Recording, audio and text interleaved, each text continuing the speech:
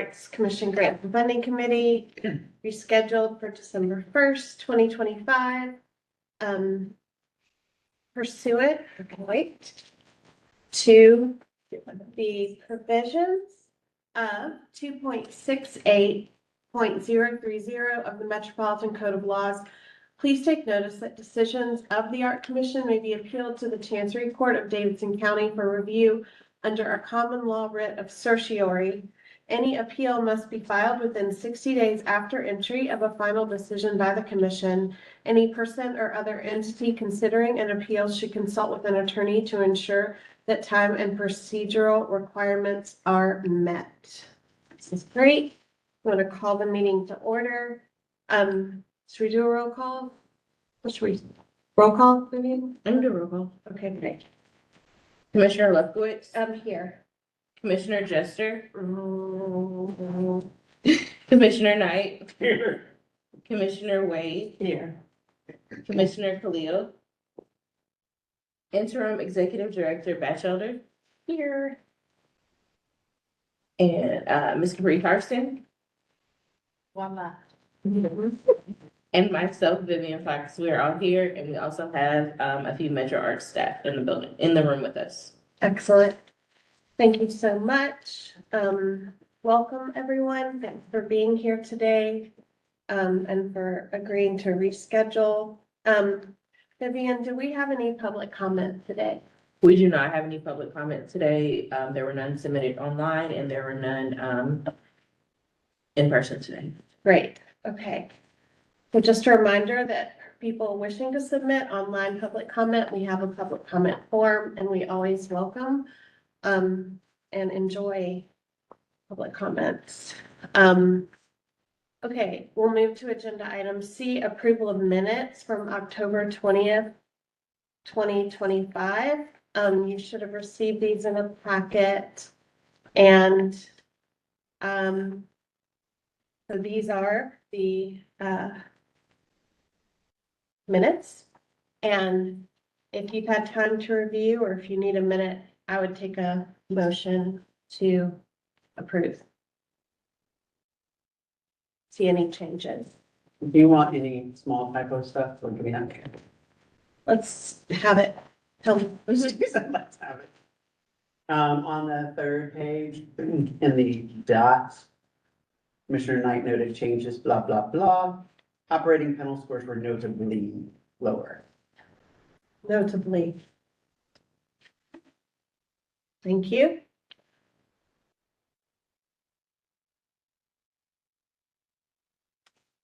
Anything else we see?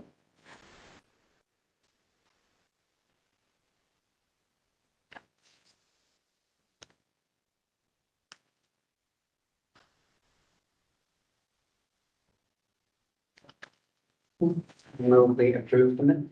Second. All in favor? Aye. Aye. Opposed, abstained. Thank you so much. The minutes are approved. And now we have no, action items today. We did have an action item for the meeting that we had called before, but we went ahead because of it was for the CALM program approving the host sites. And because of the time, constraint, or we moved that right to commission since we were doing it. So we discussed that in commission and approved. So we have no action items, but we do have updates on 26 and then moving really into 27 and our parking lot. So let's start maybe with agenda item D and the operating and Thrive grants, the staff report. Ashley, for FY 26. Yes. So you can go on to the slide. We don't have the handout in front of you. But the staff report here includes just the status of things that I updated you primarily on in our last meeting, but it's all pretty straightforward. We are still have the last few contracts that we are working to finalize. There are 6 contracts that are not yet finalized for various reasons. And so working to get those. With regard to payment, of course, once we get a contract through all the approvals and signed by everybody, it's eligible for payment. 135 of our 165 grants are paid as of Wednesday, before the holiday. I didn't run the numbers again, but I expect that's probably the same. So it's just 30 grants that are not yet paid.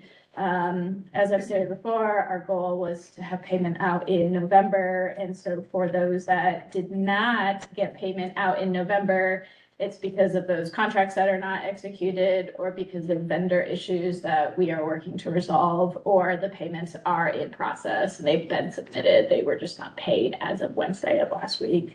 So overall, everything that was in our control for the most part to do, we met our goal of having payment out in November.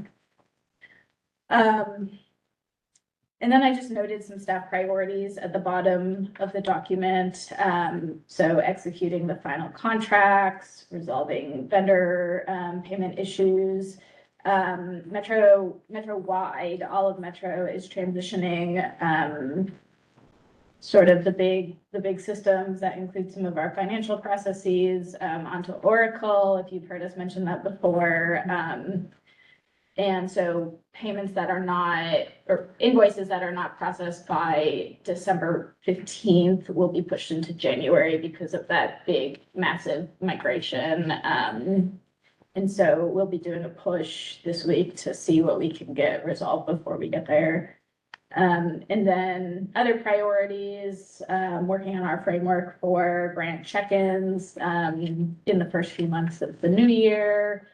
Hiring the new strategic grants and initiatives manager, which I expect that we will have a decision about that by the end of next week for that person to start in January.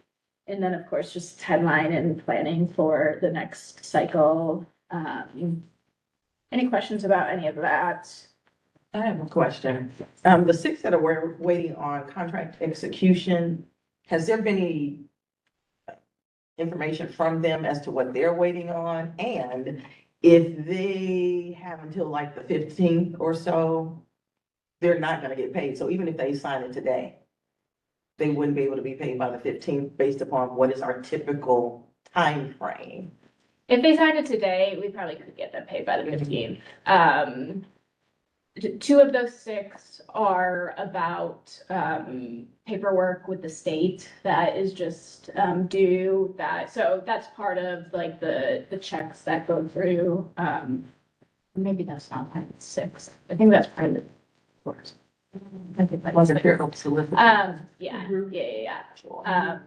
So there's a couple that are for that. So it's kind of in their court to pick, and it's a quick thing for people to get online and do it. And it's not hugely uncommon either. We've been in communication with them. I'm not going to name who the 6 are, but And it doesn't have to be an in-depth delve into that. I was just wondering what's gonna happen in those 6. It seems like they're just, We're working hard to get those 6 vendors payments out, but some of them are due to return funds, wrong accounts, so that they're not paid. So there's just various things. One vendor was, out of the country, has to come back. So there's just a lot of different little nuancy things with this final 6 that hopefully we'll have those resolved in the next week or so, but yeah. I mean, and these are ones that they haven't signed their contract yet, so we're not there yet for these ones. But Yeah. like some people are just like, things move slow here, Mhm. right? So, But they've all been in touch. yes. Okay. Yeah. They say, Ashley, I know I'm why not you're saying I'm calling me. not gonna do it. Ashley, I know why you're calling me. Yeah. So, I've answered the phone a couple times that way. Hey, I I've haven't done a forgotten. great job of communicating with everybody, so. I just fell off the internet. internet. So, yeah, there's always some stragglers, so. we'll comment. On the second page of your handout, and this is not on the slide, but, I charted out a potential timeline for FY 27, and I think that this is helpful before we go into talking about things that we're gonna look at changing, because I think when I get into walking you through the other document, you know, I will at that point say, some of these things are things that we know we can change, some things might not be until there's a full process to work through this. So let me just walk through this, and stop me at any point. But December is, we were gonna try to do some like engagements in December, but just decided it's not necessary. So we're gonna do January and February. We'll have some ongoing engagement activities that are not planned yet, but we will plan. This is time where we'll be doing research on other guidelines and processes. I'll talk about that in the other document. And this is when we'll also be scheduling and doing these grantee check-ins for both operating and Thrive. And so I see that as a really valuable time for collecting feedback for future cycles as well. So I'm thinking about that for January and February. On this timeline, I'm saying, what if on February 19th, which is my anticipated commission date, we were to bring the panelist criteria and guidelines for approval? If we were to do this at that earlier time, we could start a longer recruitment process to build a pool of panelist applicants. And we could even consider leaving the panelist application open year round and just having it be as something that we're kind of like building a pool. That's one thing that I think we can talk about more. So I'm saying, what if we do that in recording December 1st? December 1st. Okay, so, February, we could approve panelist criteria and guidelines and launch that shortly thereafter.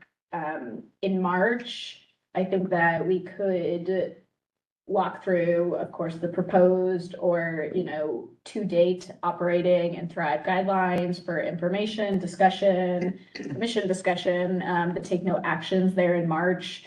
Shortly following that March meeting, I put April 8th as a target date for staff to finalize the FY 27 operating and Thrive guidelines,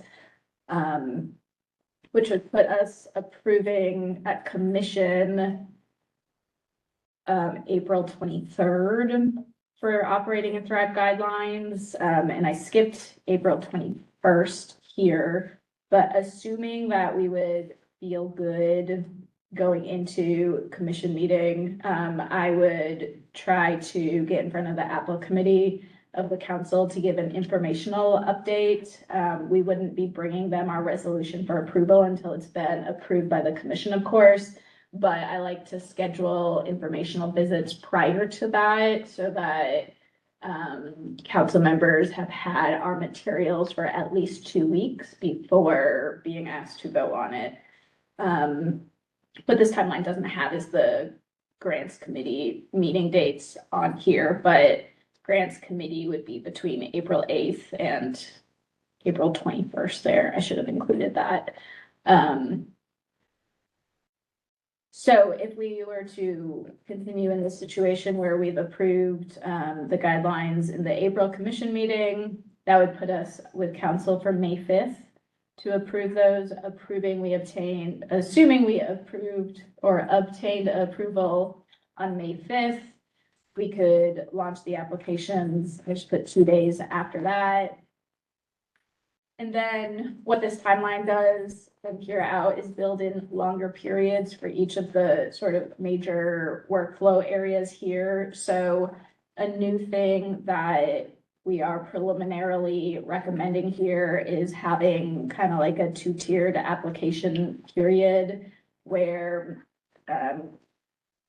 between three and 4 weeks after the application's open, there's a pre-application deadline. It's completely optional, but it's kind of like the applications get tech reviewed at that point if they have been submitted by whatever that priority or pre-application deadline would be. This was something that was in past years, and I think it makes sense to bring it back. I can't come up with a reason to not bring it back. The only reason would be staff availability, but we're gonna be more staffed out by that point as well. And then about a month after that would be the final application deadline.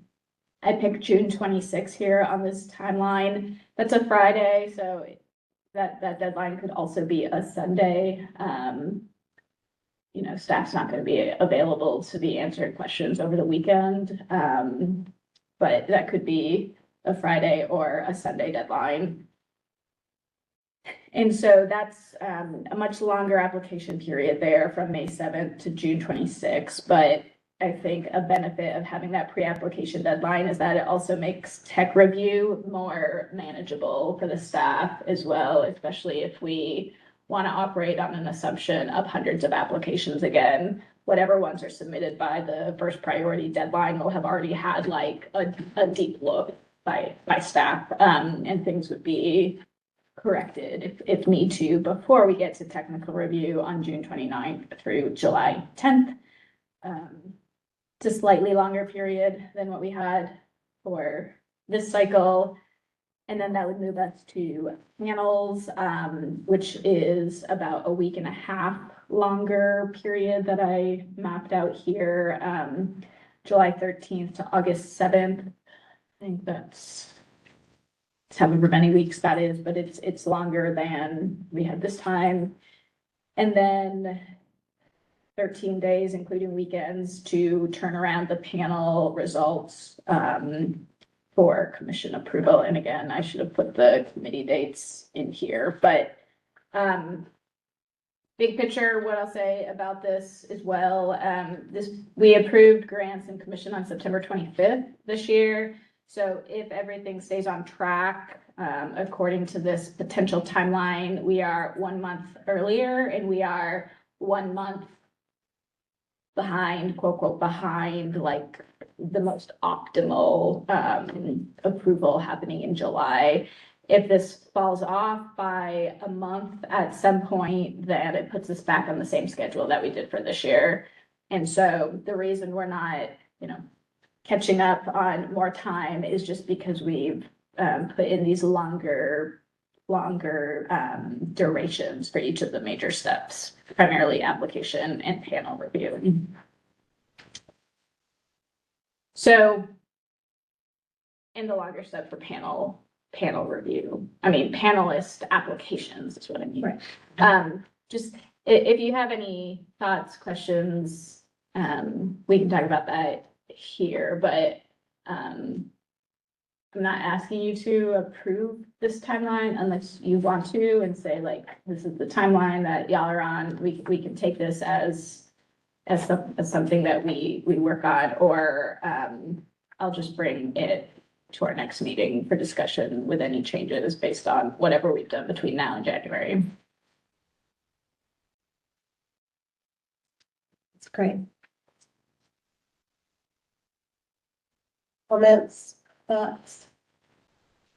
I think you're wise to have the deadline on a Friday, because I think if you set the deadline on a Sunday, which is nice because it offers 2 more days, then there are people who are gonna be frustrated that you're not around those 48 hours, but it's also unreasonable for you to be around those 48 hours. So I think ending it on a Friday is just the smarter move there. And that's what we did this time. It was like midnight on a Friday. You could even do it end of the day, end of the workday. Yeah.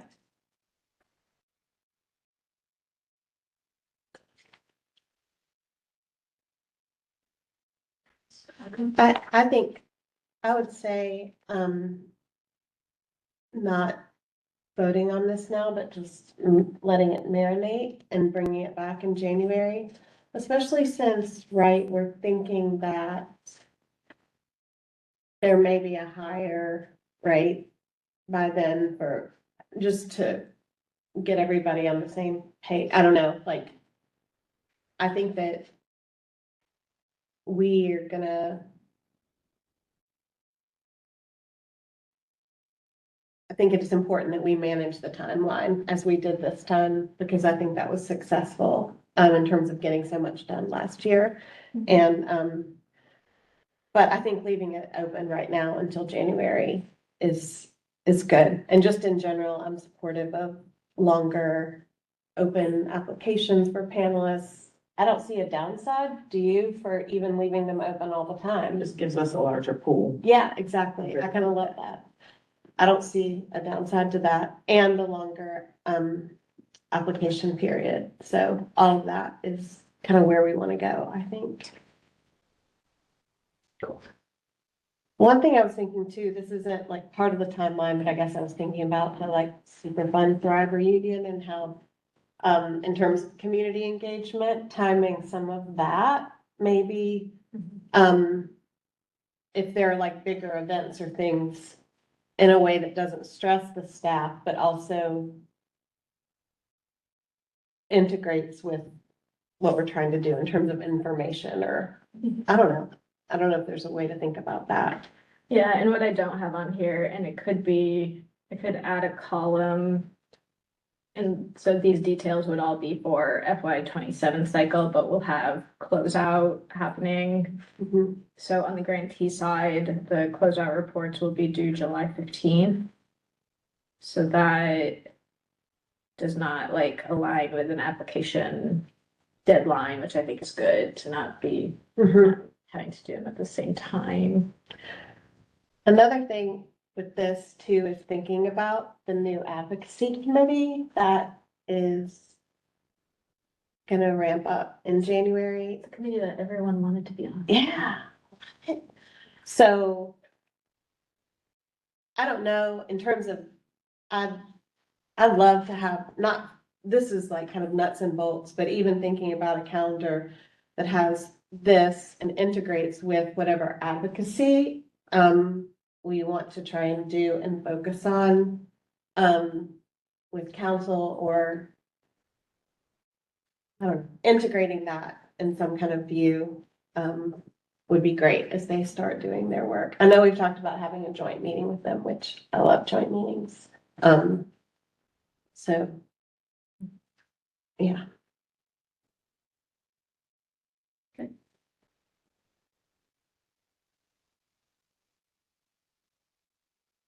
When's the budget stuff due? Let's see, I started on January 28th and I had my first budget thing due February 7th. When we had to submit our budget request. Yeah. So we'll have to have our, what we want to submit February and then. Okay.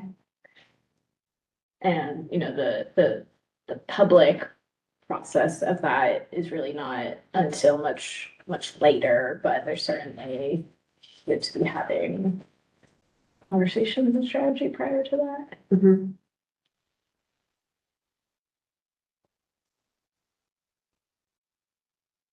Great. Perfecto. Thank you. And I think, is this right? When I put commission dates, are these, I think these are the third Thursdays that I put in there.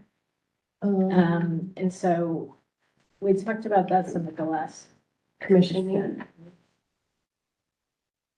think. Last meeting. Go again. Our last commission meeting. So I wrote a note for myself to not forget to ask this group, but we're gonna be looking at changing our commission meetings to sometime the third week of the month instead of the fourth week. Which is off from our grants meeting. So we We would, won't be doing 2 meetings every week. Yeah. Thank you. yeah. Very happy about that. Right. And so, yeah, so this schedule commission is on third Mhm. third week of the month. Maybe that's why I didn't put committees, because I'm gonna ask y'all, do y'all want to meet the first or second week of the month? Do you have a preference? Both? Just joking. Y'all know I'm here, but do you want me here? I don't. I think the second, The To second me, or the seems better. fourth is fine with me, Yeah. as long as it's not at The same in the week. same week as a commission meeting, Yes, Okay. preferably. sorry for this one. no, yeah. Okay, so that was this handout. Mhm. On to the next handout. This is what, oh yes, you want to say anything? Well, this is the parking lot. And first of all, I want to thank you all for going through the meetings and collecting. I had this giant list and it's all on here. And I'm appreciative of the way it's broken out between grants, Thrive, and panels. And I think that this is just something we can keep adding to too, or, and again, the idea of this is not that we are going to do all of these things. But these were the things that came up last year, in our conversations as things we wanted to think about and work on. So this will be like a work in progress, always. I think we always should have this document. So we know where we want to go next. One thing I did see that was my, I guess I was thinking about the, council district. I didn't see it on here and it was on the other one. Maybe it is, and I just missed it. It's on page 5. Shoot, sorry. Yeah. Yes, okay, thank you. Council districts. Really, that's about geography to me, like I started thinking about like, what is a desert, or like what is, in terms of thinking about how things are funded. Yeah, so, okay, never mind with that. So how should we, start, Well, looking at this in yeah, terms of where we go from here? so let me, Can I ask one, Yeah. can I say one thing? I do wonder if there are things, since there's gonna be a budget thing, right, that you're gonna do, right?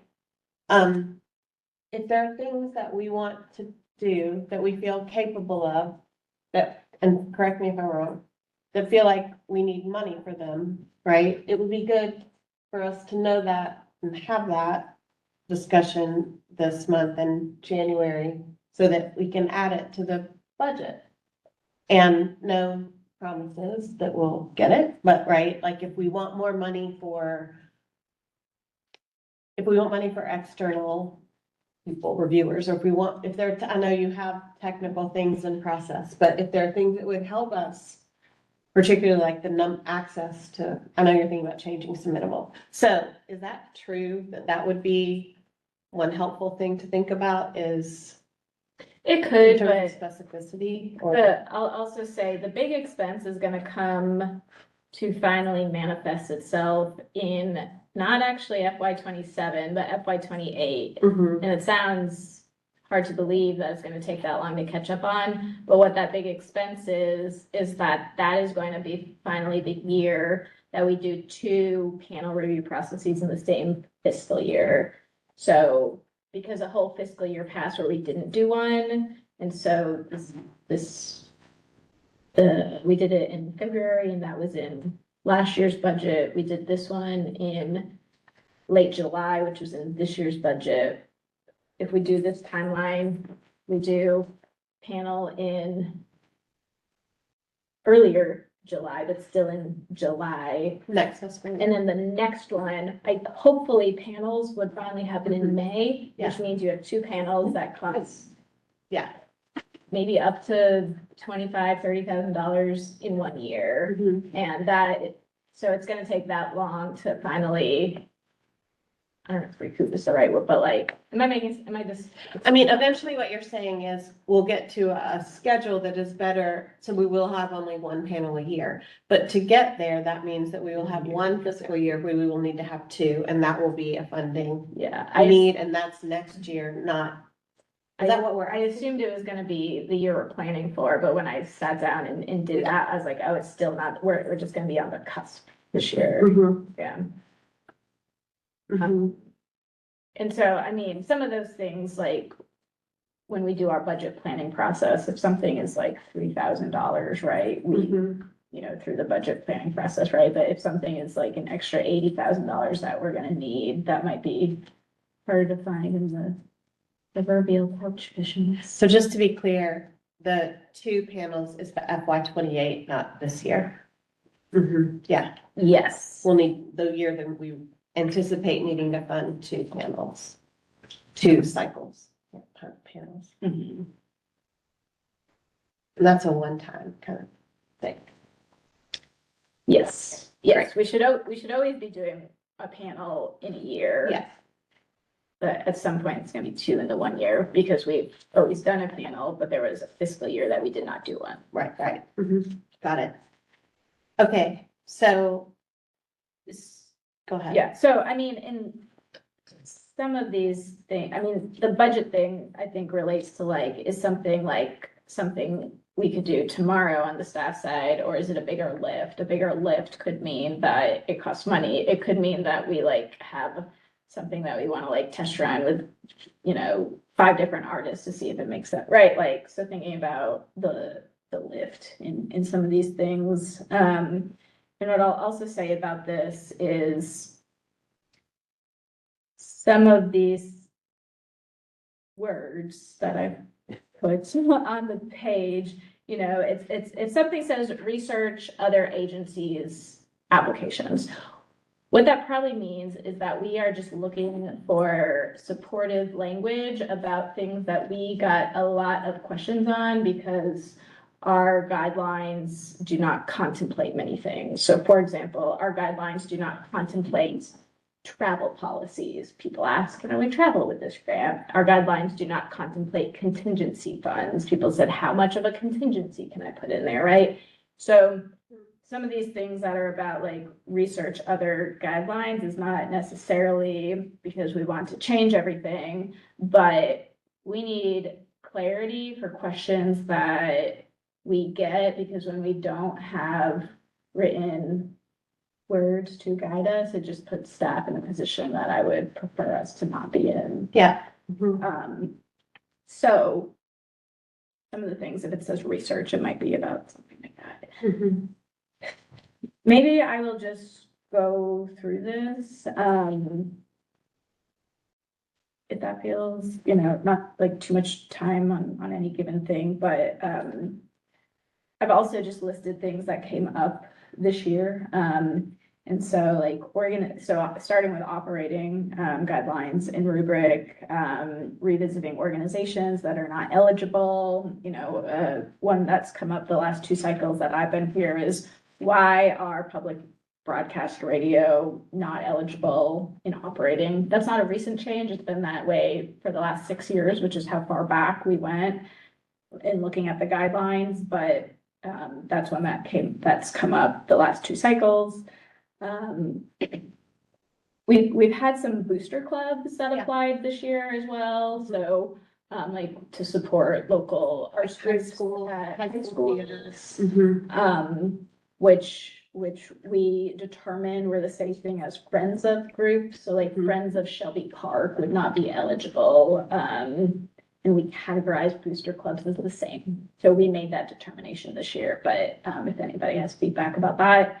Universities are also not eligible for organization grants. And then the note that I put here is for organizations that are not eligible for operating, should they be eligible for Thrive? So if one of those booster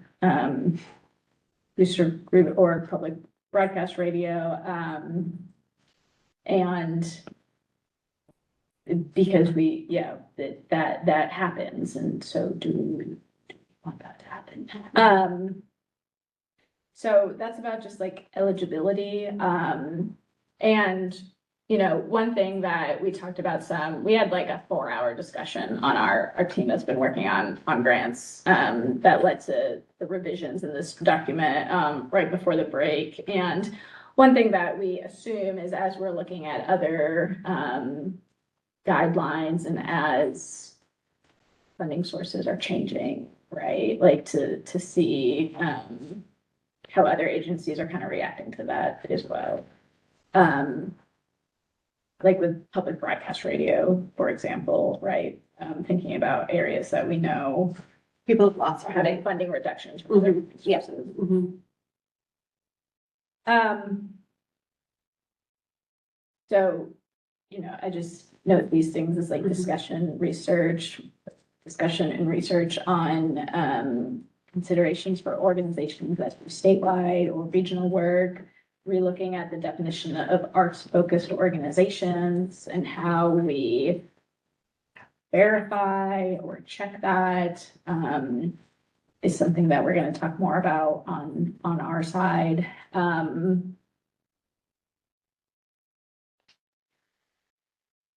So eligibility, and basically what I mean by that is like the application just says like, are you an arts focused organization? And if you say yes, is that enough? We don't check that, you know, 51% of finances or budget or finances or programs offered are of a certain artistic definition. But, you know, if someone says, yes, we're an art organization, but it doesn't look like they are, but if you're, you know, so it's just some of these things about like operationalizing this where I don't want to make it unnecessarily bureaucratic. But we also want to make sure that, There were some yeah, rails. So I'll just keep talking. Y'all tell me to stop when you want me to stop. Budget categories. So these are our micro, small, medium, mid-sized, large organizations. We have talked about changing those a little bit, right? To account for some of the outlier kind of range things, is that right? Yeah, and the way that I think about these is like, we categorize things because they're characteristically similar, right? So if is a $20,000 organization characteristically different or similar than a $45,000 annual organization? And if the answer is no, maybe we make the smallest category like 0 to 100 instead of 0 to 25 and 25 to 100, right? Or like our mid-size is where there's a big range, that's 500,000 to 3 million. That feels. Is a 600 characteristically similar to a $2.8 million org. Yeah, Yeah. It really is a $500,000. And so Mhm. I forgot to say at the beginning that when we look back at when these changes were implemented and tech staff who were here at that time too, it was always said, we're gonna use all of this for 3 years and then we're gonna evaluate. Obviously, those 3 years went unplanned in some ways, but this was when we were going to be evaluating and reevaluating a lot of these guidelines anyway. So I mean, I could throw out what I think could maybe make sense about different budget tiers. And you know, I recognize the types of organizations that I've worked in as well, where I've worked in an organization that went from medium to mid-size, but on the small size of mid-size, right? Where like, I do think that a $350,000 org is probably more similar to a $700,000 org than a 2.8, right? So what I can also do is just use our grantee pool from this year and from the last year, if I want 2 years of data, and recode some of these things to see how it would affect the pool, if that feels helpful as well. Are there, I'm sure this is, I mean, but as part of the research piece too, maybe looking at how do other municipalities look at this? We can't be the only one who has this or for whom this is a challenge. So are there creative ways that people have looked at categorization and funding, that accounts for that? Yep. Other models? For sure. I started a tasks for the new staff person in January, so you'll see when we get to that one. And then related to budget categories, I think that we could consider changing the aspirational grant amounts to amounts that are more accurate for a realistic budget. And that would include revisiting the minimum and maximum amounts. So instead of it, that makes it easier to talk about in public as well, where the guidelines say, you could receive up to a $125,000 grant if you're a small organization. I think a more realistic thing could say, like, you could receive up to a 50,000 or up to a 40, like giving it enough cushion that if we somehow came into a lot of money, we could still provide higher grants, but It's just more realistic in the way we talk about it. people who are returning grantees in these last 2 years, know that those aspirational amounts in the guidelines don't mean anything. But it certainly makes it easier to talk about when we're going around. Yeah. Talking about expectations as well.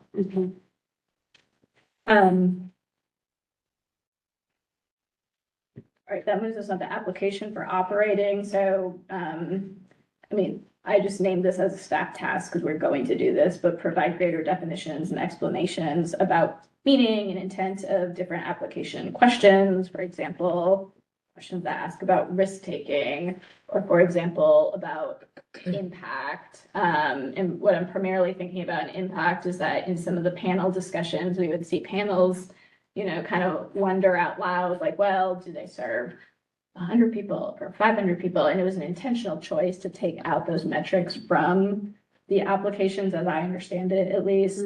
But providing more clarifying guidance around if there's an expectation around including quantitative numeric numbers, when we're thinking about impact, or just, so all that to say, more language about that in the guidelines. And then, I think that there could be different opinions on this, but we could consider asking for examples of organizations' work. That was noted on both from applicants as well as from panelists. So people didn't see that. We didn't do a whole census of asking everybody their opinion on that, but especially people who were not funded saying, I wish I could have shown what we do. We could add that there. For the rubric, we want to make both thrive and operating just out of 100 total points instead of the lower number of points that they are. We do that in our public art rubrics so that when you're trying to decide, do I want to give it a 3 or do I want to give it a 4? Each of those tiers of response, there's more flexibility within them. I think that'll make for a better evaluation process altogether, and it's very common in other guidelines as well. That's all I noted for operating, as things that, another thing that came up this year that is not actually listed on here is, do we want and expect, and if so, how is it attached to our goals? However we would articulate our goals, like information from returning grantees or information from new grantees. That could have to do with information that's been submitted in closeout reports. That could have to do with history of support and what we think about that, if that's a pro or a con. I think it's good that we support people, right? I can articulate that a little better maybe. I was going to suggest adding that in the application process because it was something that came up. What would you think is important to have? Why are we asking, and what do we care about it maybe? And is it for us or is it for the panel? Oh, great question. So the first part I can answer, and I would say that would be evidence of continual service to the community, that they have been established and they have proven a presence that serves the community.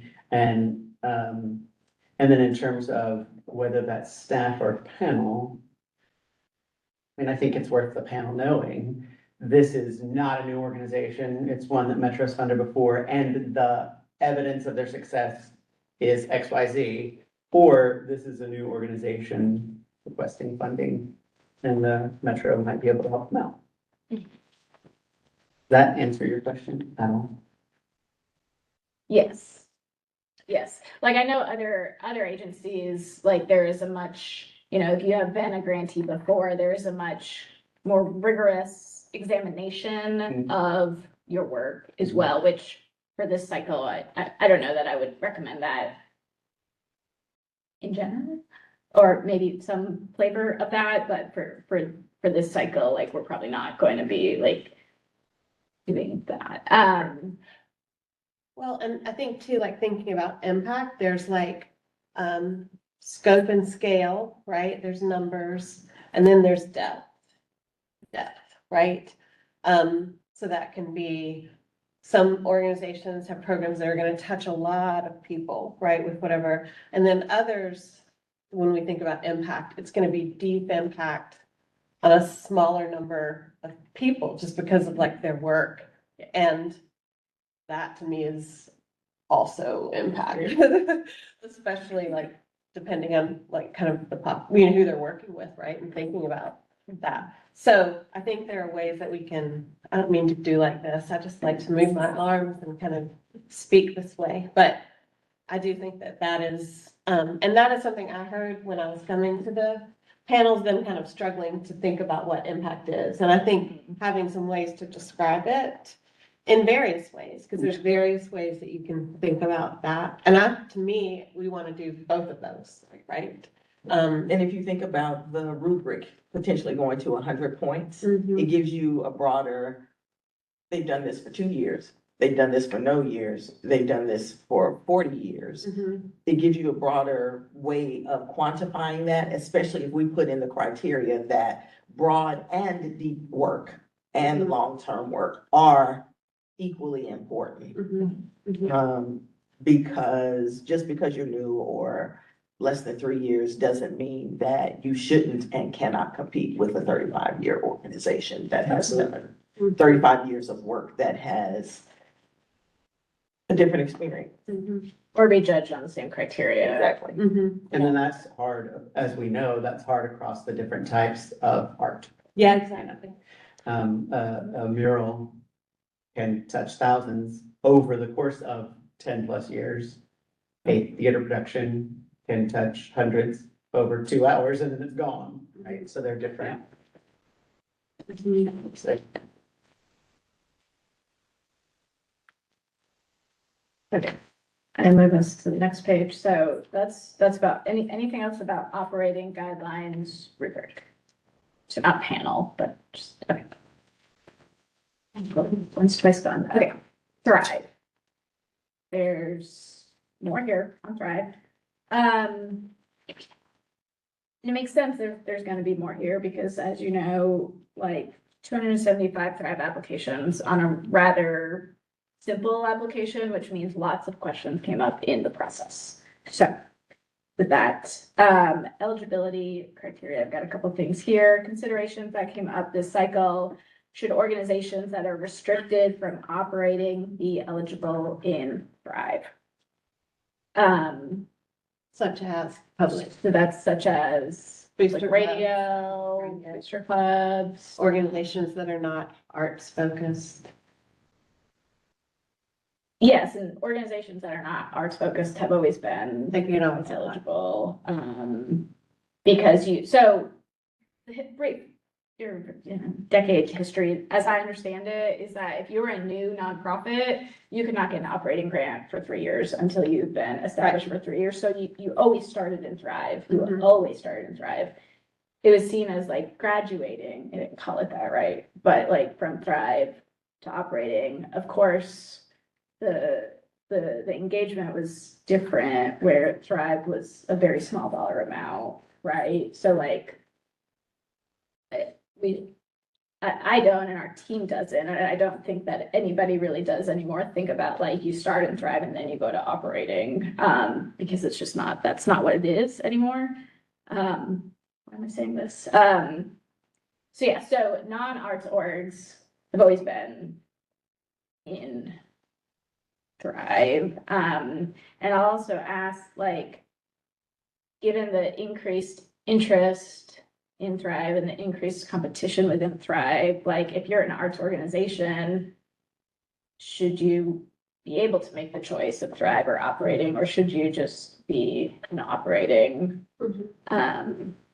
Where we have a couple arts organizations that chose to go for Thrive, knowing that they might not get it, which is the same in both categories. But again, when one evaluation is pass or fail, and one is competing with everybody in the pool, it's a different calculation for yourself, right? So, I mean, it's also really too, really making the distinction between operating, the difference between operating and the intent of Thrive, like in terms of supporting projects and things like that. I think it's hard because when we get into this, like even the discussions about which one to apply for, I mean, in some levels, I'm like, well, which do you need? Like, do you have a project, you know, that needs funding, or do you need money for salary and support and more, that kind of piece? I mean, I think organizations always have more flexibility, right, with operating funds. But then they also have projects that they want to seed or fund, so I don't know.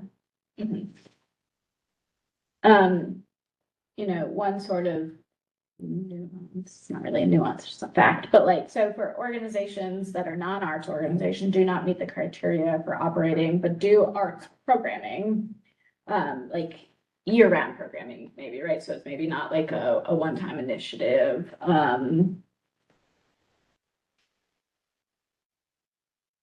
But we restrict, so this year we did, in trying to distinguish between project grants and operating grants, we did put in the Thrive guidelines that Thrive grants cannot be used to support salary support of organizations. And I do anticipate us leaving that in here unless you all disagree. But that is one effort in making Thrive be about like kind of like supporting something that's maybe new or different, and not just supporting operations of a non-arts organization that Yeah. does. Yeah, Right. yeah, that's exactly it. I mean, I think that's not what we are trying to do with this program. So yeah, I think that's right. I think that there are some criteria that we could consider putting for nonprofit applicants in Thrive. So we got some applications from organizations that are not solely focused on work in Nashville, whether that's statewide, we had one international organization, or a regional organization. But the work was going to be in Nashville. The work was going to be in Nashville. I think another consideration could also be organizations over a specific budget amount. Do we want like very large organizations applying for Thrive? And, you know, I think like arguments can be made for all of these things on both sides, right? If you're a large organization that is going to, you know, have all teaching artists that live in Nashville, right? But also, you know, trying to think about many artists, you know, that got Thrive grants, like help them, you know, it's like the first grant that we ever got, right? So I don't know, I'm not being articulate in my thoughts. Well, I think it's just, it's bottom line, it's the relationship. It's thinking about the organizational organizations that are applying for, and just more clarity about that. Because it is a tough funding environment and I want people to have this, but also I think this, for us, it's being clear about what this is. And I think it's an opportunity to think about what it is, like clarify that more Yeah. clearly. Like, I think on the staff side, we all believe, and we talked about this, that like you can have very strong and worthwhile artist initiated projects that get a fiscal sponsor and it's the artist leading something, right? And you can also have very strong and worthwhile organizations that are kind of initiated something that bring on local artists that also have strong and worthwhile things, right? I'm flagging it because, you know, we saw increased applications in Thrive. We saw increased numbers from organizations as well as numbers from artists, right? So, and maybe we won't have that same level of interest, but if We we will. do we want to provide any Well, I mean, additional guidance? Yeah. I also I've always been like, well, now I have my own things to say, but like there's operating. Why don't we have a category for organizations, project-based, like specific seating project, right? Or, you know, whatever. And that could be what you said, like bringing artists in to do something, but kind of like, and then Thrive, like the genesis of that, right, is the individual artists through the fiscal sponsors doing a project in the community, right? And so I just think they are really different. We can't do that this year, I think, but to me,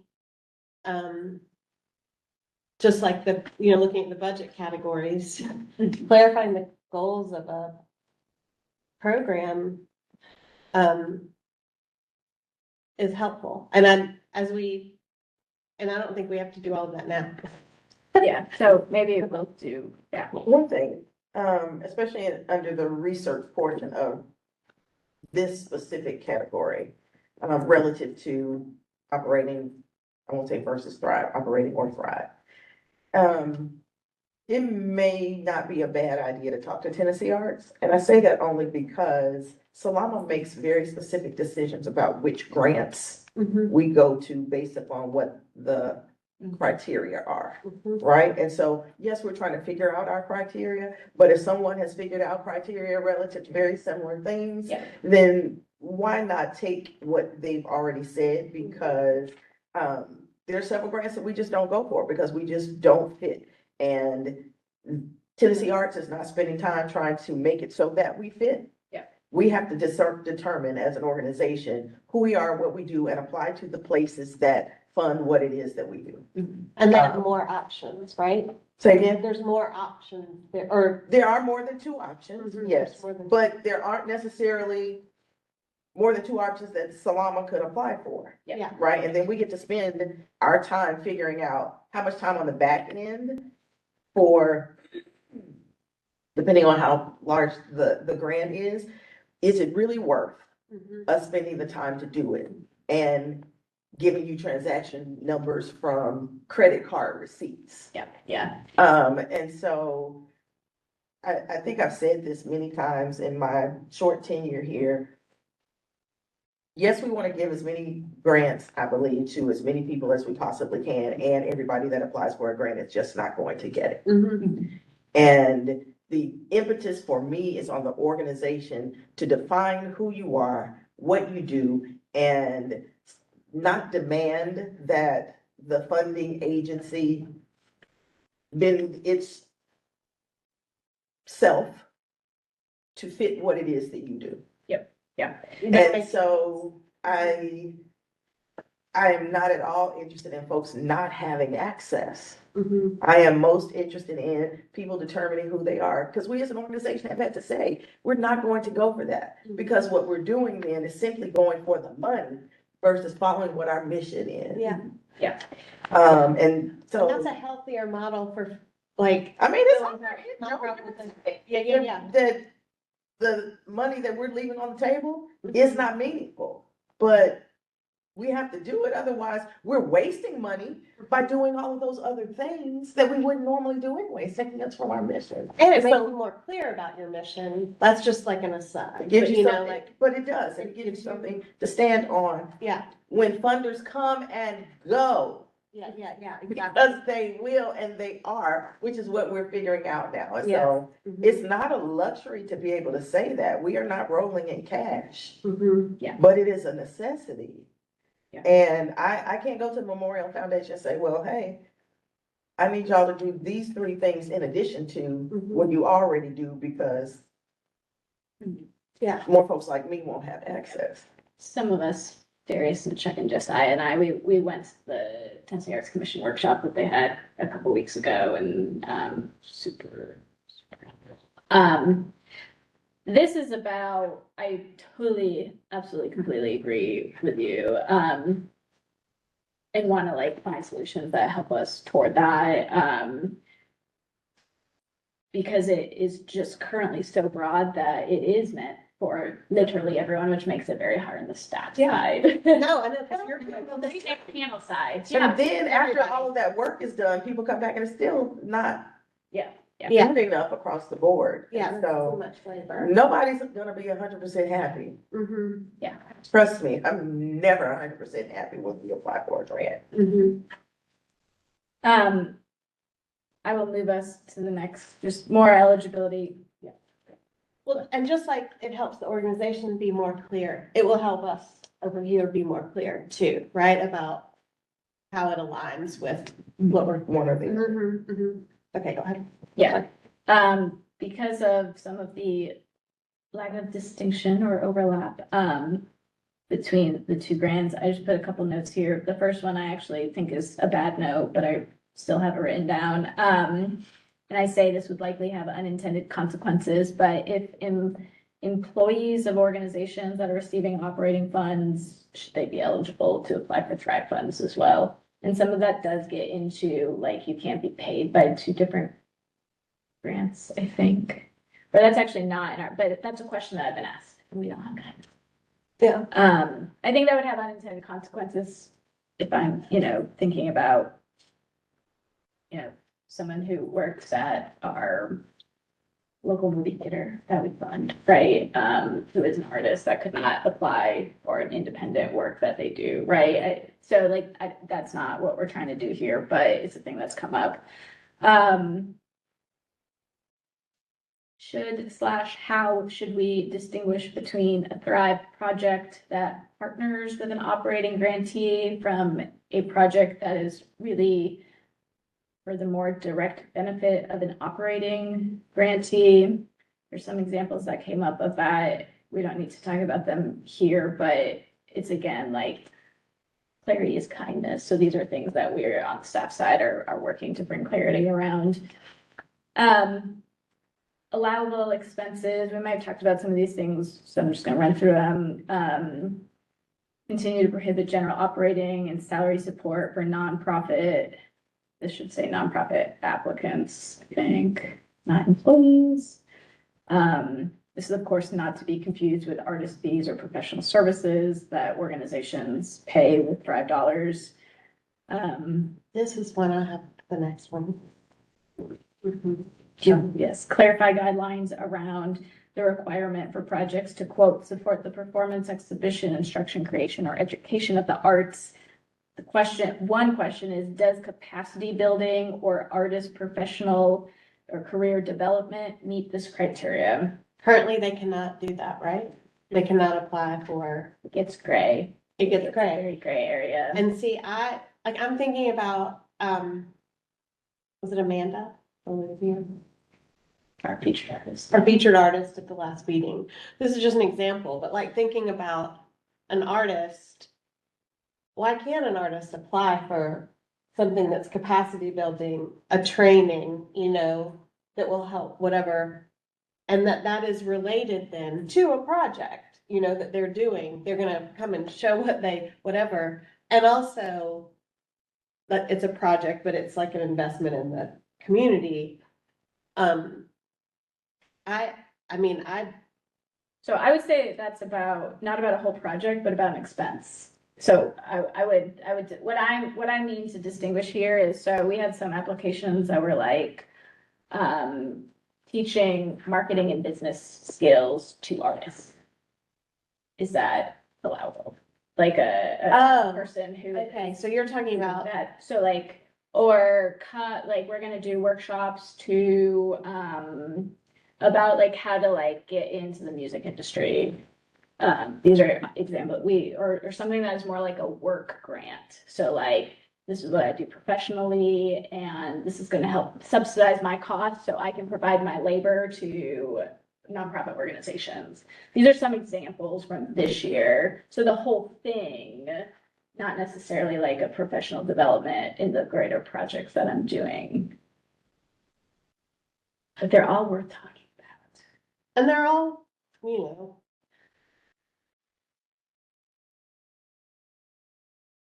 Can a Thrive artist now, like if there's a workshop that they want to go to learn how to do this particular kind of woodworking or make it just or whatever.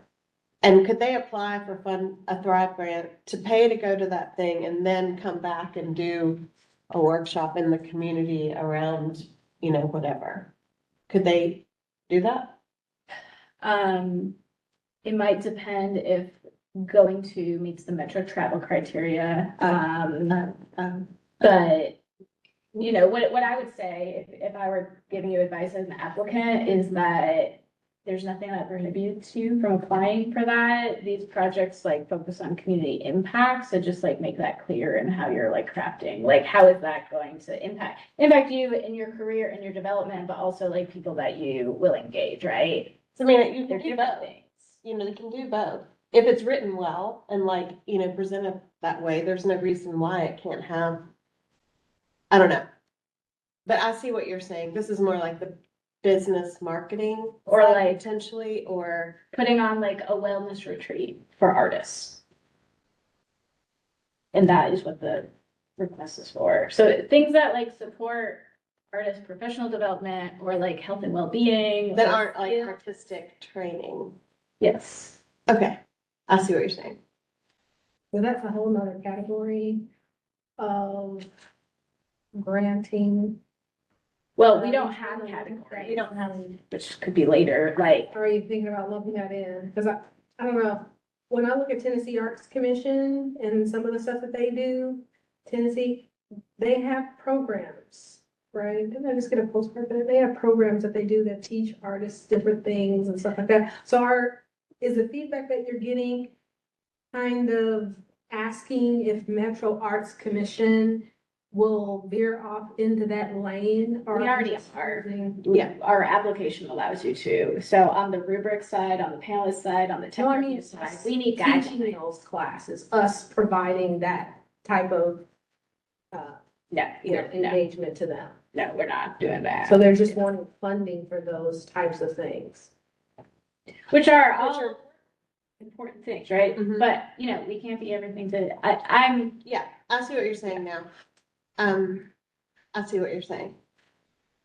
And I think that's a larger question. That is, both sides of that are, I mean, I can imagine my face is, Mhm. It is because our money that we have to offer in grants has not increased relative to how much this may increase applications if we provide this type of a service, so.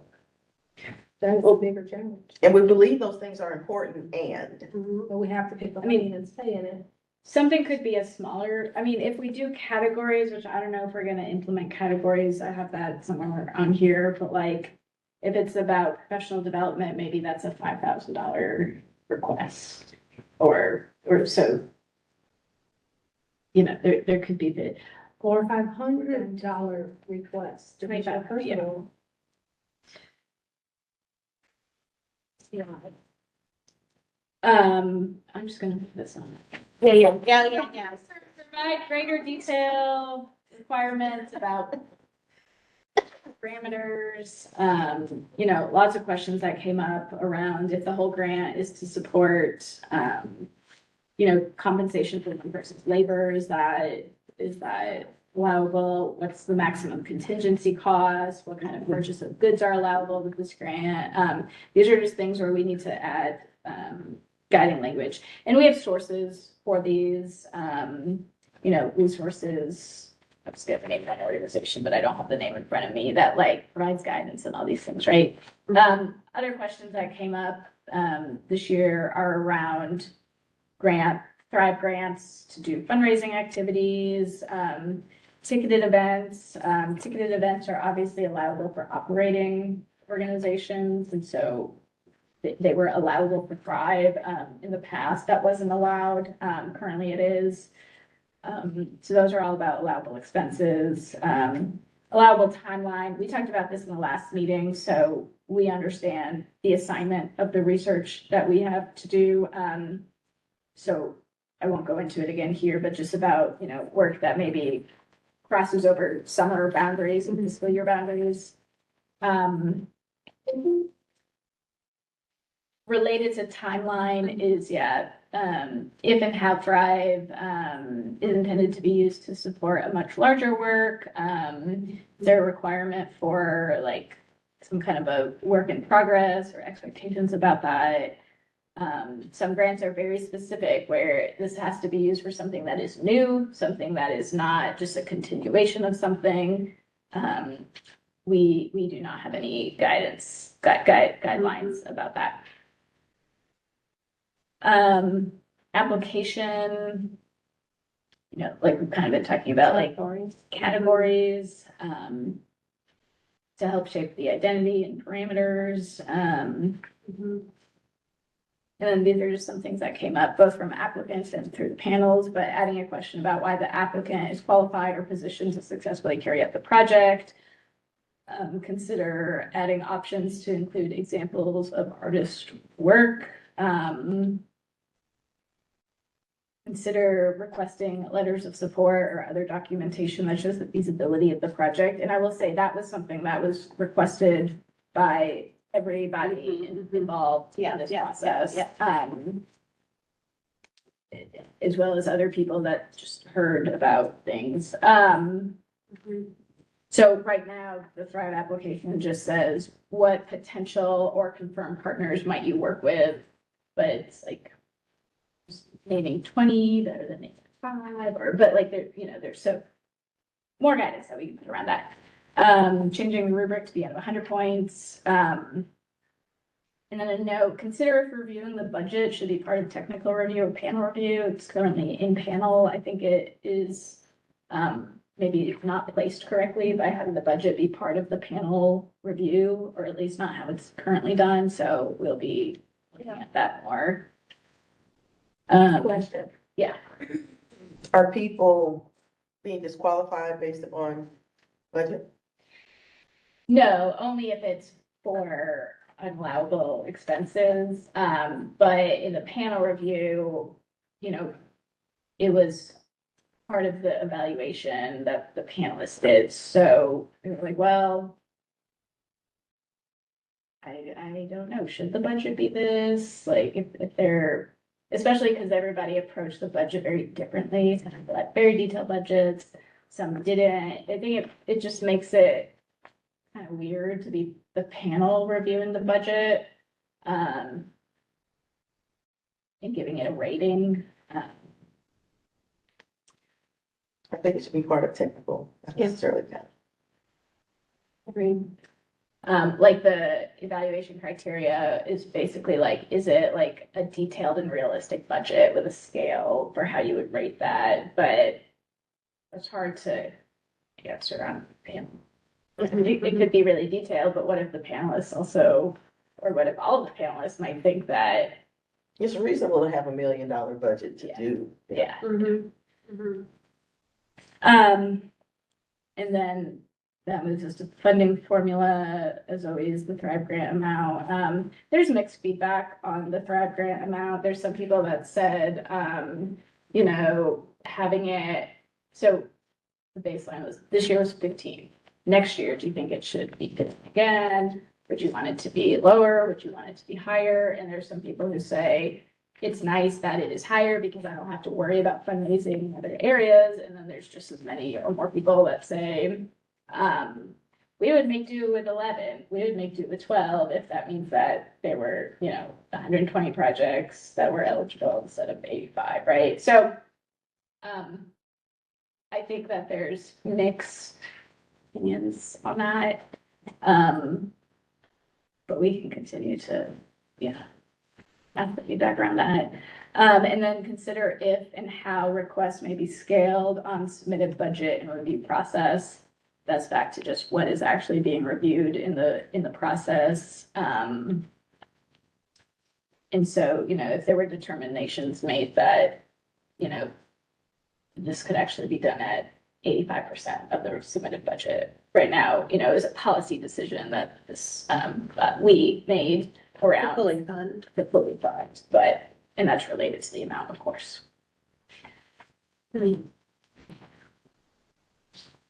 Anything to say on Thrive? This is what y'all expected for a parking lot. Oh, yeah. I love it. We've talked about a lot of these things on the panel side, but just so you can see how we've summarized it here. So panelist criteria. We've talked about local panelists versus out-of-state reviewers. Is a hybrid model feasible? We've talked about if specific skills or expertise should be required. And then I'd also like us to talk about if we should expand the geographical requirements. So it must live in Davidson County, but could be, live or work, or it could be in a bordering county. We sometimes do one of those things in other program areas that we do. So again, that would widen. Yeah.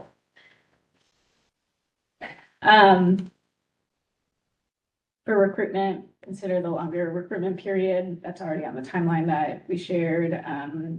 Having applications open year round. We can talk about creating a panelist nomination process, perhaps. If someone nominates you, you get, a proactive email from Metro Arts and say you were nominated, here it is if you want to apply.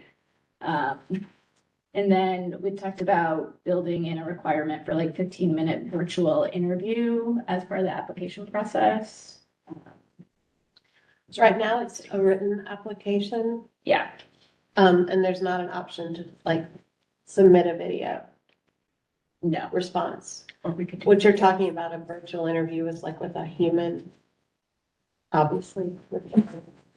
But it could also be that they could respond to prompts through video. I mean, I'm just trying to think about capacity, or levels, whatever. Right, because how many panels are we talking about? Yeah. Not asking for a number now, but who would be the people doing those? What kind of time would that take? And I assume number of panels, depending on number of applicants.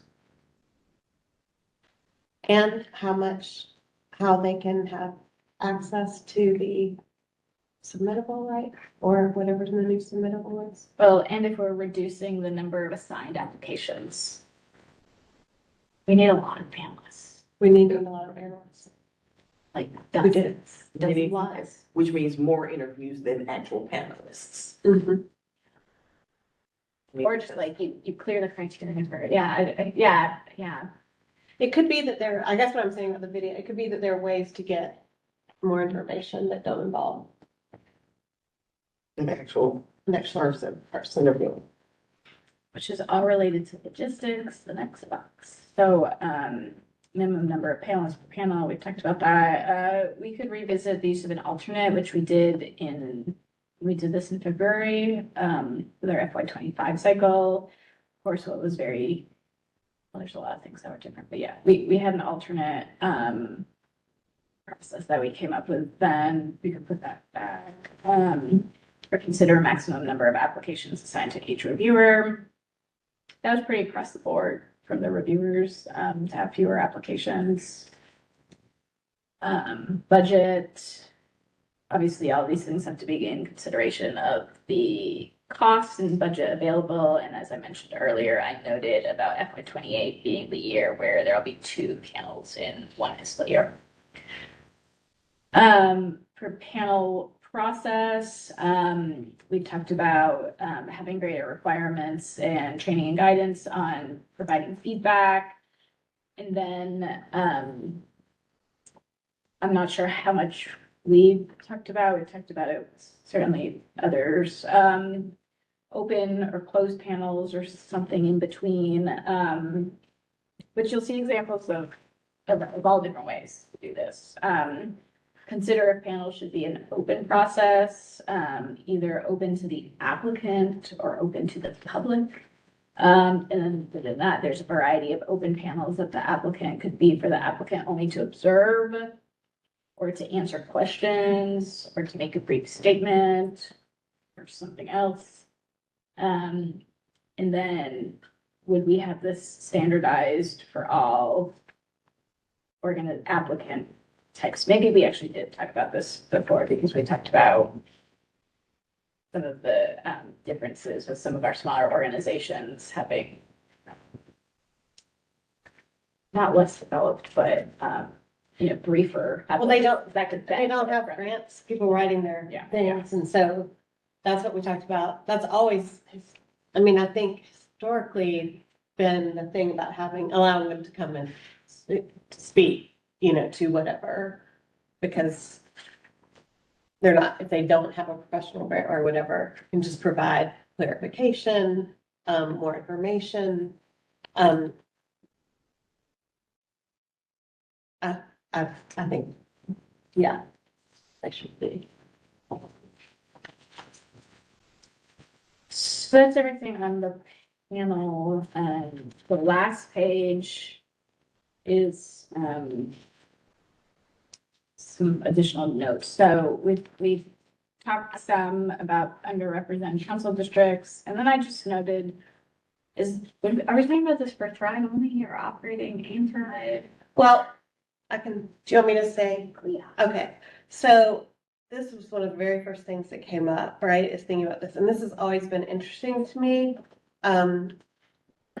Specifically around like geography and, like defining what underrepresented is, and like the thinking about the council districts piece is just another way, as I said, of thinking about geography.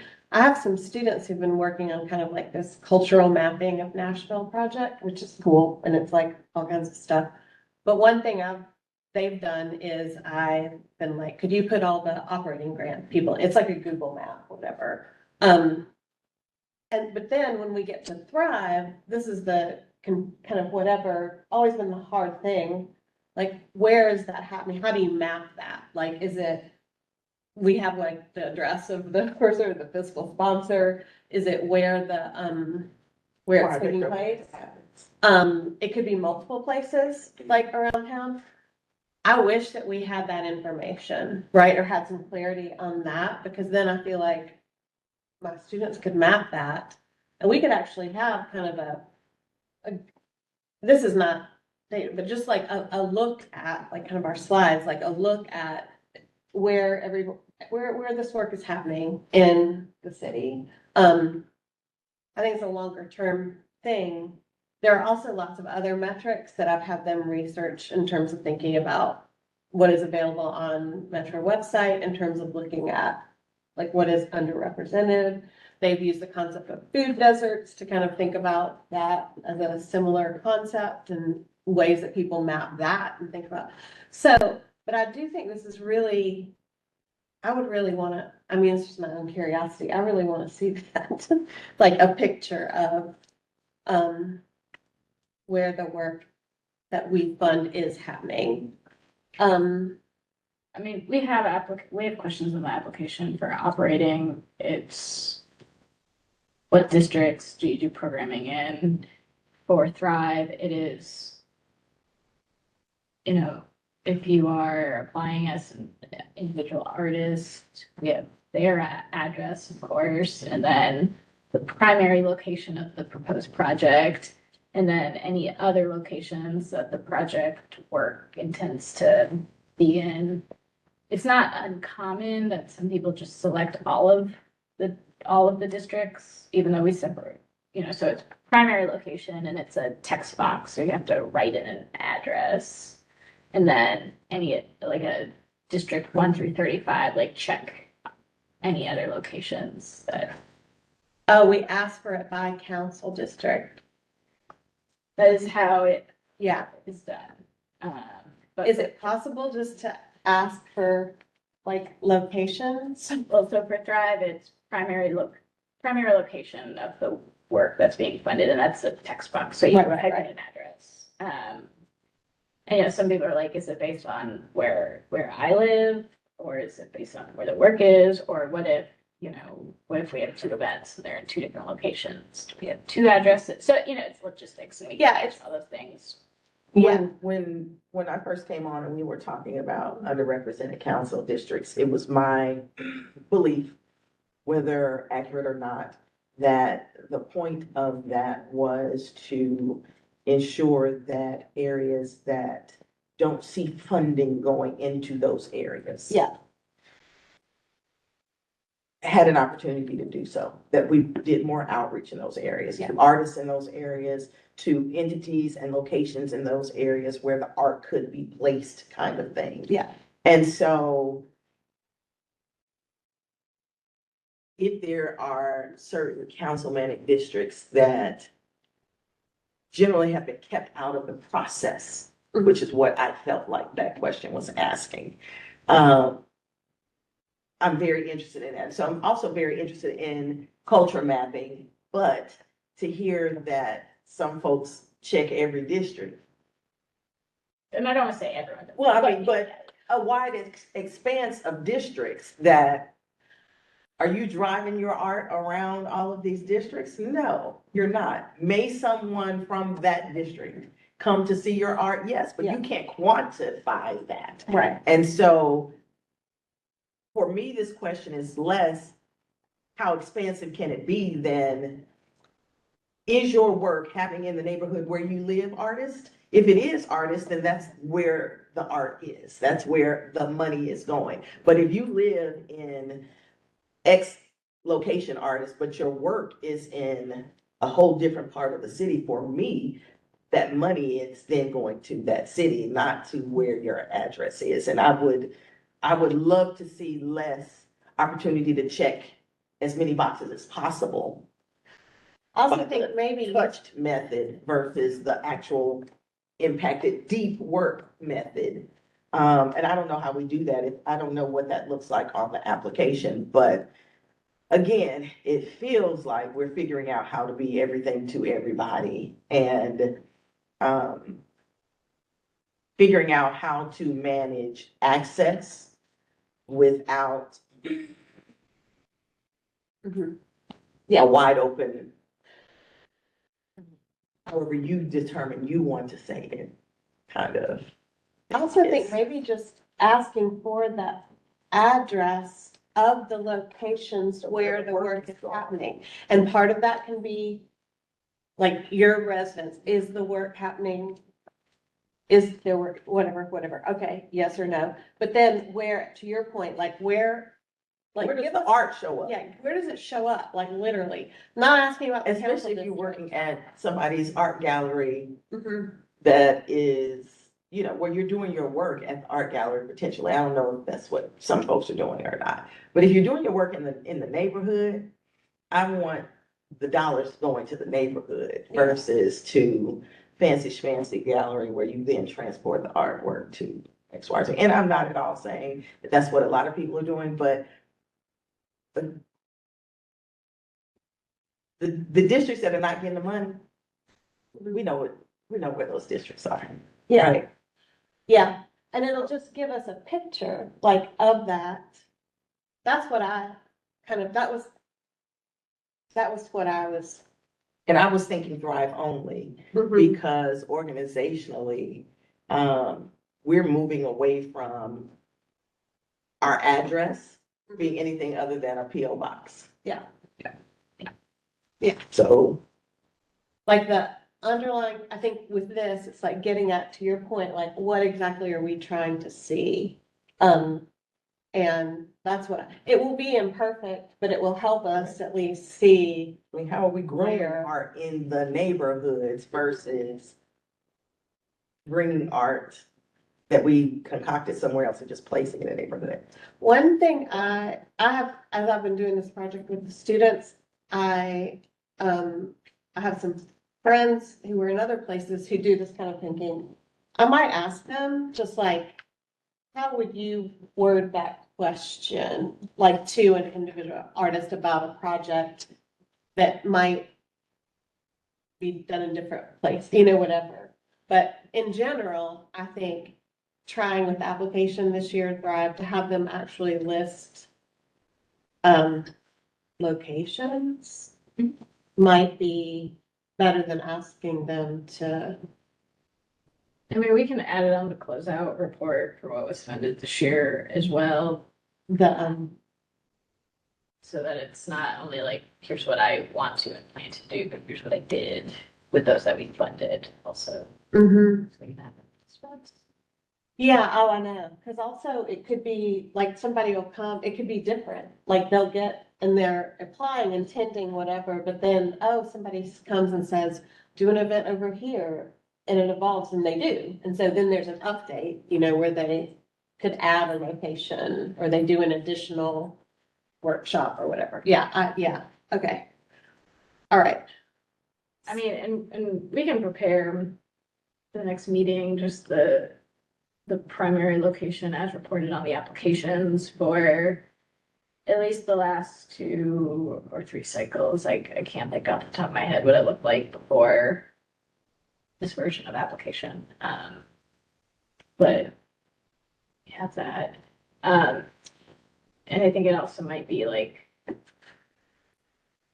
additional things that we consider as well in case data don't. Yeah, we can see what it looks like. yeah. It'll at least give us a start to having a picture of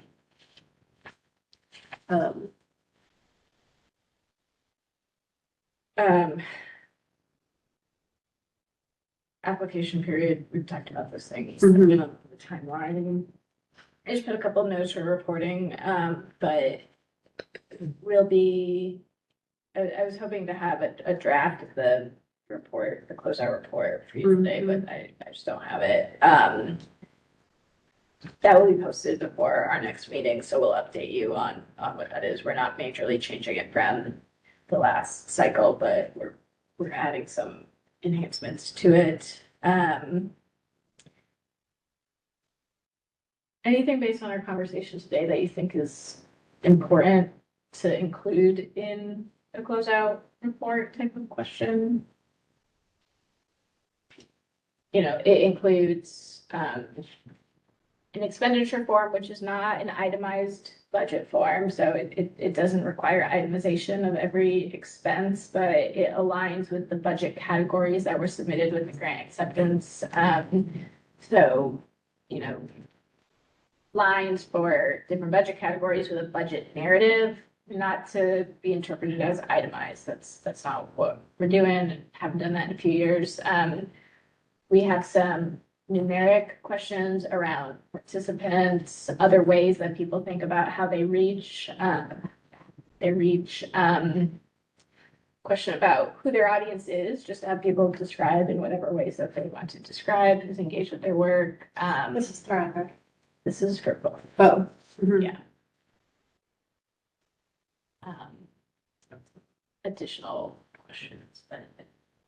Is there a kind of just a general place for kind of to this point of like additional places where the work happened or like kind of changes? Any highlights or growth or constituent stories kinds of things? We can Yeah. ask that all the time. And I think relatedly, what more they would have done or could have done with more extensive funding. Yeah.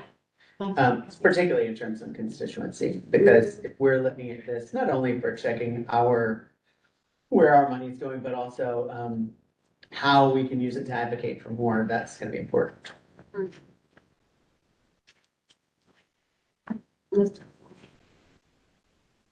Do we ask them what their challenges were outside funding, right? Never enough money, but do we ask them what their challenges were in getting the work completed?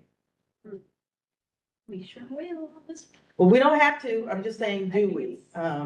be helpful. Only because, I mean, that's part of quality improvement.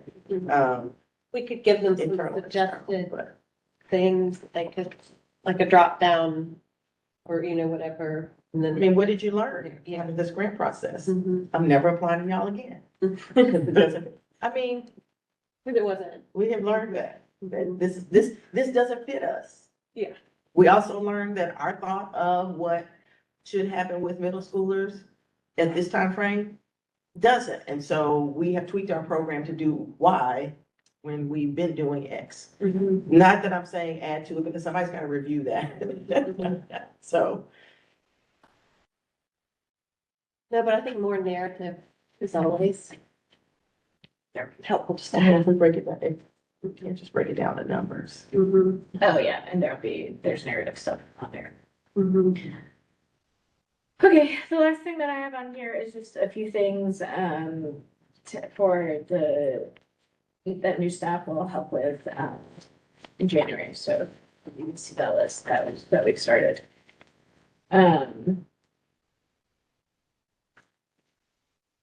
Any of the parking lot issues that are on these pages? Well, it's great.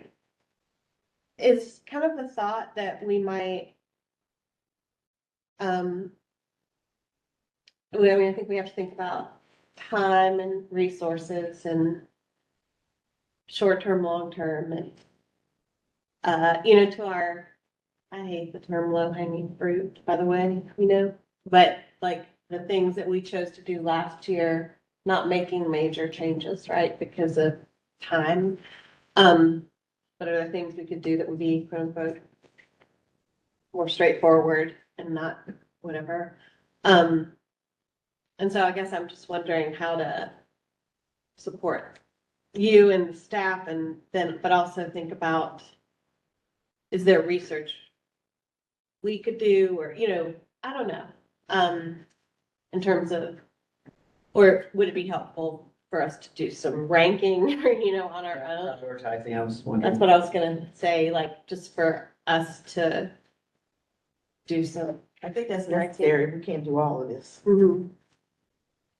So. Ashley can't do all of it. mhm. We have more people. That'd be pretty new. Yeah, I mean, I think like rubric things. Yeah, I was thinking about, I have this I thing, mean, I'm not gonna ask y'all to do research on this staff, unless you want to, but, sorry, for that research, so. no, I was thinking about doing a form for ranking for this, like if you, which I use a lot for, like thinking about priority, how do I frame it? Two different things and then like ranking. So I'm happy to like set something like that up that's easy to, it's essentially you're taking this and making it into a thing. That would just give you a sense of where we are, maybe, and then you'd have to think about capacity and whatever. That makes sense to me. Like if we express what we see as the priorities, that gives you guidance on where to go next. Mhm. And then you certainly weigh in on your priorities too. Yeah, exactly. It's like to complement the staff, but it would just give you a sense of would that be helpful? Sure. I mean, there are some things that I know we have to do regardless of if people can high or low. Yeah. On this. Maybe that would be, maybe what you could send me as a version that in yours and the staff's mind, things that are not negotiable, right? You know? And then, we can also, then we rank kind of those other things, right?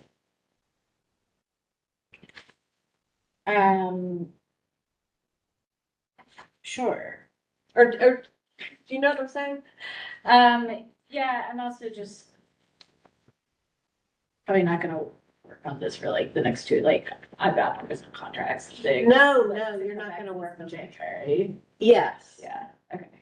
Yes, but would it be helpful for us to do any ranking? I'm not talking about you doing any work. I'm talking about me setting up something for us that then in January you would have, like with a ranking. Or not. It's, And maybe don't even answer it at this moment, maybe sleep on it. Yeah, just think about it. I think it's, So you're gonna grant? I think it's just hard for me to think about comparing these things to each other, to be like, focus on this, but not that. No, I know. Too interconnected. Yeah. So I see what you're saying. Um, Okay, I've got an idea. Cause you do have to work on this, and this is interesting to me, cause I've been the parking lot lady. I've been standing in the parking lot.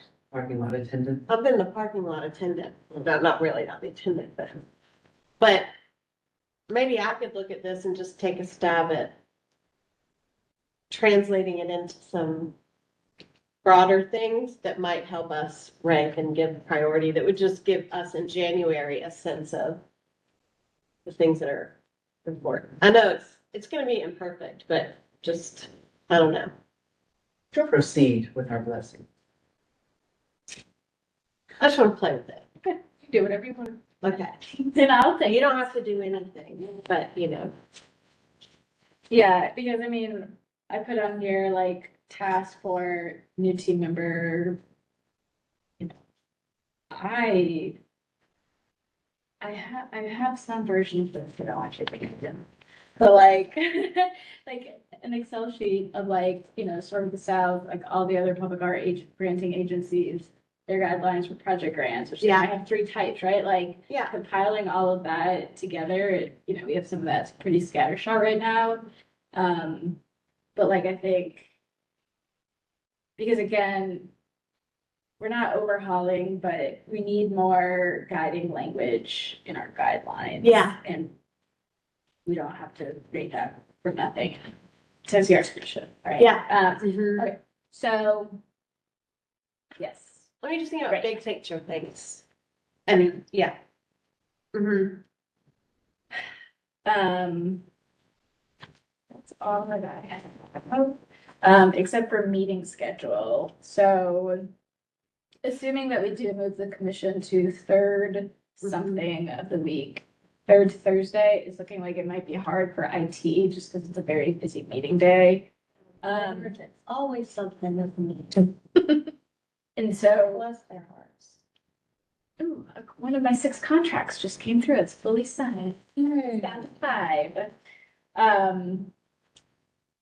Yeah, I know that some of y'all's schedules change throughout the year or on a semester basis. And so what do y'all's spring or 2026 calendars look like? Is Monday at 1 still good, just a different week, or? And Jester will be on committee. Jill Khalil will just be on PAC for the new year, so it's gonna be 4 of us. Yeah, Mondays are fine, committee. Yeah, on Mondays I have a big break between 12 and 3:30, so they still work for me in the spring. Same. Same. I teach Tuesday, Wednesday, Thursday, so. So maybe just second week, I think is I it. think like the week before is Yeah, kind of good, because then if we had some things that would give more time to prep for the big thing, but not be too far away from it, maybe. Yep. So, And not take you out of the office for an extended period of time. twice. Yeah. Now, are we still trying to meet the 15th of this month? No, No. Thursday, the fourth. Oh, No. I'm sorry. Oh, you're talking about for the Committee. other. Yeah. I think this is our meeting Sorry. for the month. Like, this is it. Unless I would prefer we not meet. Yeah, I don't think we need it. I was assuming that this was, I don't Our- think anybody, I don't think there was a lot of availability, so. yeah, Erasing. a race. That could be January 12th as our next meeting. Is that a holiday? That might be.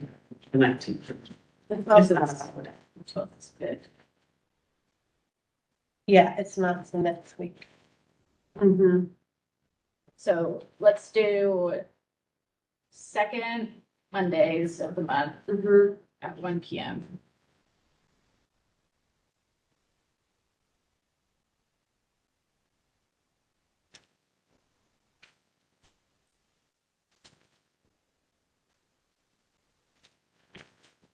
Great. Super. Well,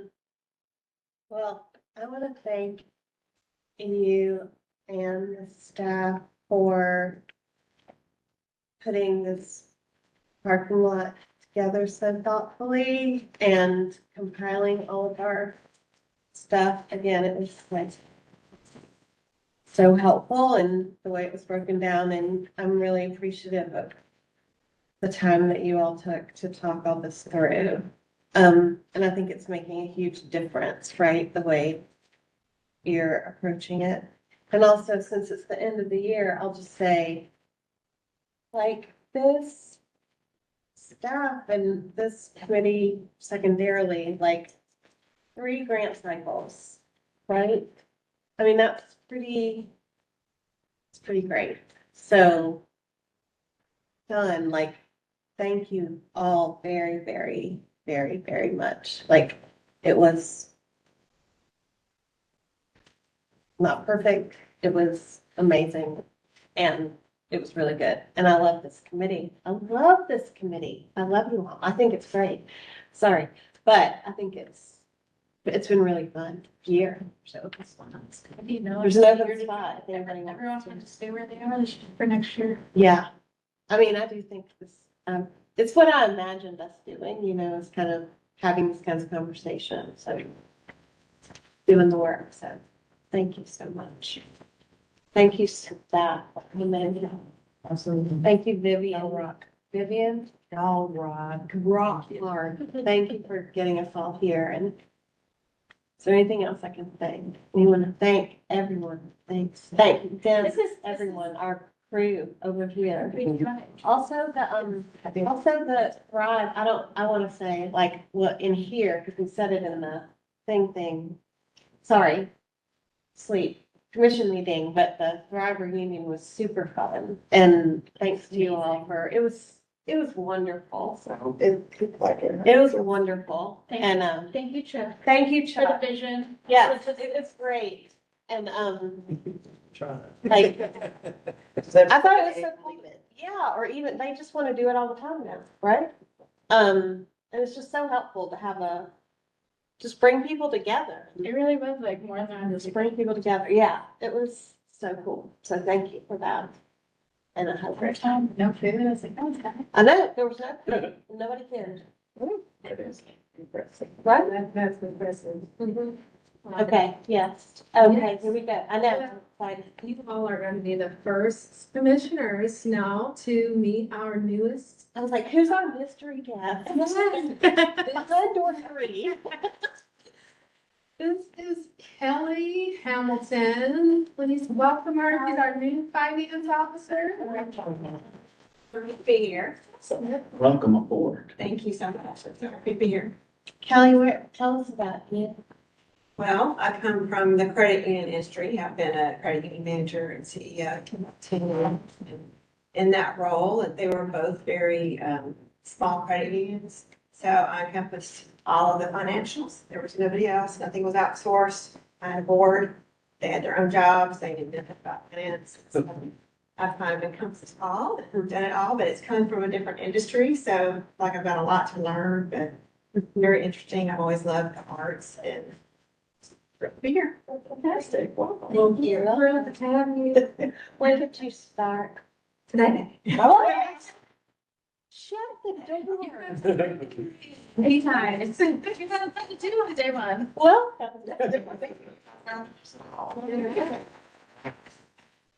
That's great. Welcome. Thank you. It's a really great group of people. Now you know the roller coasters of this life. We haven't even gotten to the numbers yet, right? Chart on the board. Listen to you all. Think about myself, how much is what they like want to cost. I know. Value services, human services.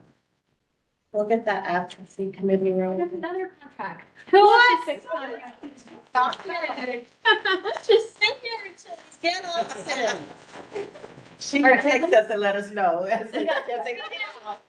Sit here, I'm sorry. Take a motion to adjourn. Oh, shoot.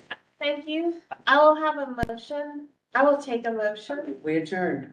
So moved. Let's go.